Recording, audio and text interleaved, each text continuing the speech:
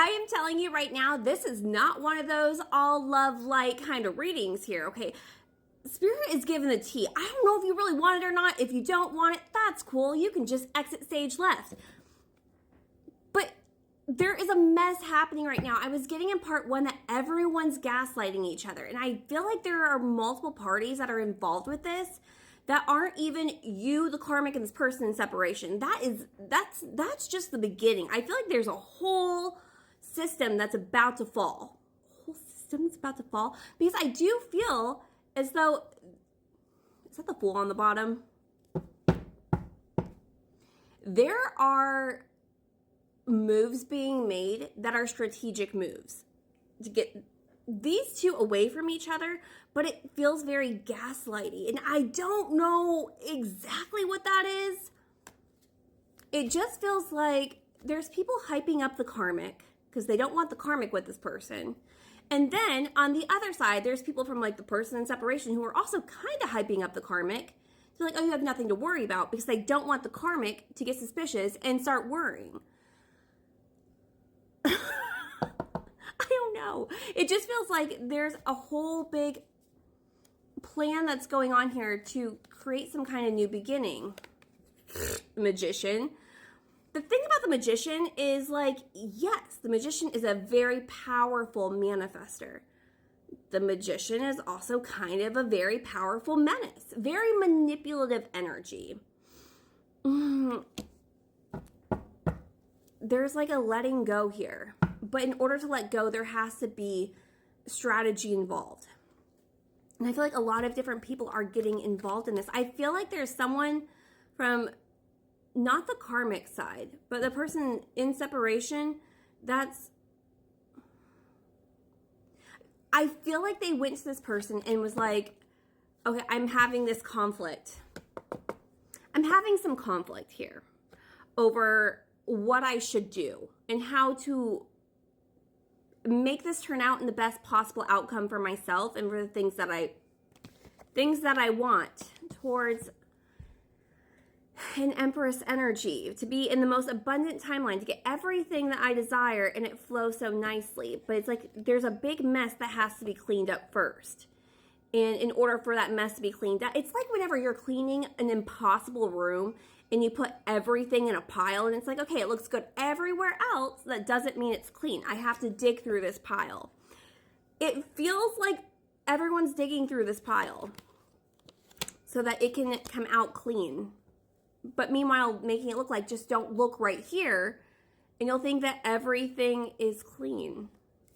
There is something, I don't know who this is. There is definitely an energy. And, we are getting the Empress energy. So it could be very, like a nurturing, a very feminine energy that's involved as well with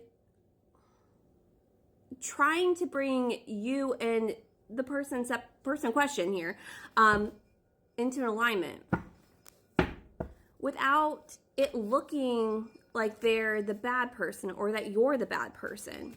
Even though they're kind of already making themselves look like the bad person because they're creating these fights. I feel like they're creating these fights to like gaslight the karmic into thinking you're not an issue and that they're actually the issue for making you an issue. This is all messy. I don't know if you want this person or not, but because it feels like a whole plan is being transpired here. Hopeless. And one day, it's all falling apart. Someday, somewhere, another time, I have to get through this pile. I created this mess. I've got to clean it up. But there's also a sense of not wanting to take some kind of responsibility here. Memories, distracted. Ooh. Open heart. I am hearing, and this is terrible, I'm hearing you have to be cruel to be kind. Because I don't feel like, from the energy that we've been getting from last week and this week, the karmic and this person are not really wanting to be together. Like, they both know they're not each other's forever. And it's like, they're just trying to create space to make it to where they can get out in like the smoothest transactional way as possible. you are a haunting energy. There's something about like it doesn't matter how far they run, they can't escape you. And and I think a lot of this, and understand, karmics are not like these terrible people. But we've all been a karmic in some kind of relationship. I'm sorry, but we have. If they were not your true love or your soulmate or you were a karmic, okay? Like we've all been a karmic, and it's meant to learn a lesson here.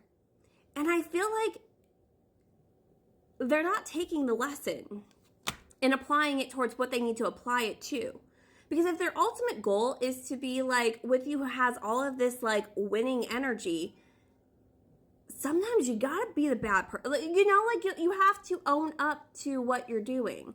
So the gaslighting isn't even going to be effective when it comes to you because one, you got me in spirit and we're telling you what the hell's going on here. But it's not painting them in a beautiful light. I feel like all of this is going to come raining down. Running. The person that we're talking about here that's with the karmic is about to run again.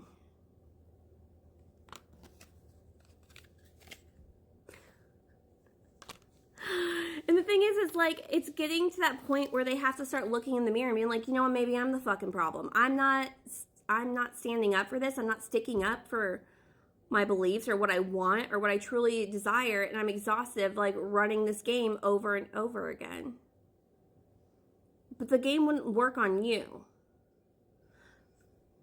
There's going to be a separation. There's going to be a move here. But I don't feel like the person that you're in separation has learned the lesson yet. So whether you want them or not, just know that they're going to run again. And it's not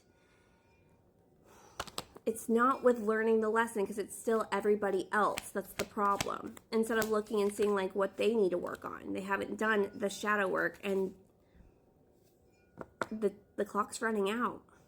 Let's go to part 3.